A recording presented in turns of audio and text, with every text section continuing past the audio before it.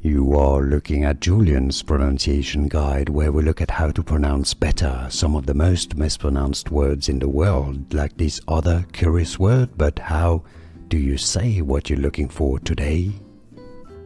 We are looking at how to pronounce this word, and we'll be looking at how to say more confusing food names as well, so stay tuned to the channel to learn more. In English, it is indeed pronounced as gigot, so with a J sound, a J sound really, and then a T that is pronounced. That is the English pronunciation. Now, in French it's said as gigot, gigot, so a proper J sound, G sound, gigot, and a silent T, gigot in French, but in English, gigot.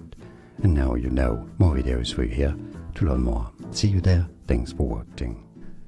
Here are more videos on how to pronounce more confusing words and names too many mispronounced. Like this video if you found it useful. I appreciate your support. I'll see you soon, and thanks for watching.